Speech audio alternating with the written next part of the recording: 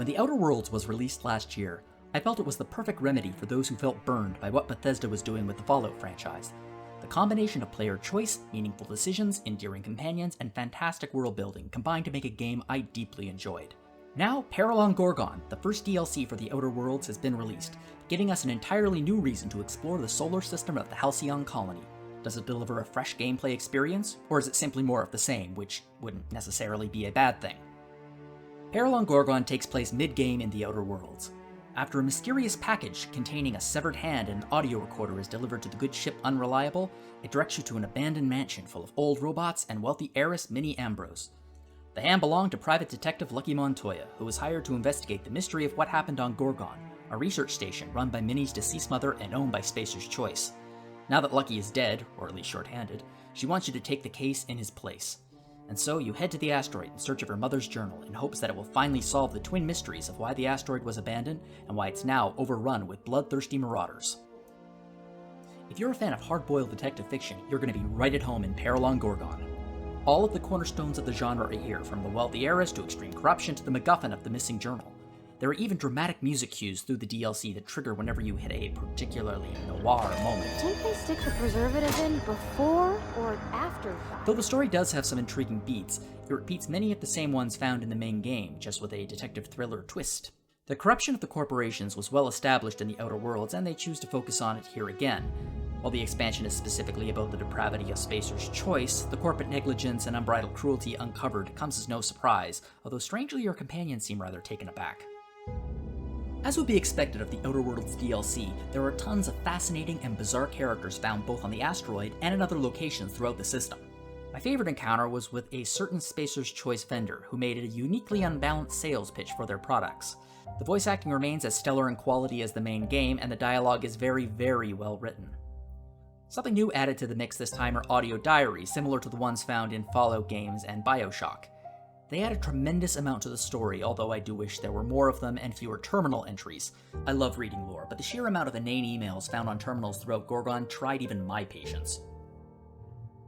Peril on Gorgon doesn't add much to the central gameplay of the Outer Worlds, aside from raising the level cap, throwing in a few new skills and flaws, and providing some new level-appropriate gear and science weapons. Most of the enemies are the equivalent of palette swaps, and the environment, with a few memorable exceptions, reuse already existing assets. However, the DLC does provide a fairly lengthy new quest for fans of the original game, along with some intriguing mysteries to unravel. While the central quest takes up much of the runtime, there are multiple side quests that both deepen the location of Gorgon and provide a few extra hours of enjoyment and exploration. Unfortunately, most of these side quests are a bit flimsy, essentially fetch quests to entice you to explore more of the asteroid. However, the environment of the former research colony is so interesting that I didn't mind heading into the dark ravines of Gorgon in search of a blast, comic books, or audio logs. You also get to explore some interesting new spots added to locations from the original game. An illegal canid show on Byzantium comes to mind. Unfortunately, this turns out to be little more than a set piece. It promised a fun novel experience, participating in a toy-sized canid/dog show, only to deliver a short generic dungeon in the basement. Much like the original game felt like an homage to the television show Firefly, this DLC feels like an homage to its movie continuation Serenity. It even borrows a few key plot points from that film. When reviewing the first game, I wondered aloud if Obsidian was originally working on a Firefly RPG and lost the license midway through development. Certain parts of this DLC expansion only deepen my suspicions, and makes me feel that Obsidian owes a deep, somewhat unacknowledged debt to the cult favorite sci-fi western. Once again, choice plays a massive part in this role-playing heavy DLC. You could play through the game like the developers intended, or you could kill every character you come across without breaking the central quest. This all culminates in a final decision where you can choose between two morally grey paths, each leading to a very different endgame experience for the DLC.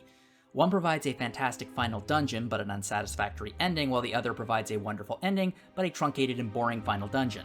My advice would be to save before the choice and play through both of them. No matter which you choose, it will have a little impact on the rest of the game, outside of the ending slides. This was actually a fairly significant irritation, as you need to complete the main quest of the Outer Worlds to see the ending of Peril on Gorgon. In the Fallout series, which inspired the Outer Worlds, you used to see the ending cards as soon as you finished the DLC, leaving them as almost standalone experiences. It's super annoying to have to plow through the entirety of the Outer Worlds final dungeon, or whatever you have left of the core game, before you can get any kind of resolution to the plot of Peril on Gorgon. As a big fan of the Outer Worlds, I found Peril on Gorgon to be another fulfilling dive into this fascinating universe, just giving me more of what I loved about the original game. It doesn't break any new ground aside from the addition of some audio logs and new weapons, but that's okay. Great DLC isn't a sequel, it's a 10-hour expansion of what made the original game so good. If you loved the Outer Worlds like I did and want to experience more tough moral choices, crazy science weapons, and engaging characters, you should check out Peril on Gorgon. I certainly had a blast role-playing a hard-boiled interstellar detective / starship captain, and it only made me more excited for future DLC. So, did you download Peril on Gorgon? What do you think it added to the Outer World universe? Let us know in the comment section below. If you enjoyed this video, why not hit the like button or even subscribe to the channel? Be sure to check us out on social media and Twitch, and for all of your RPG needs, visit rpgfan.com.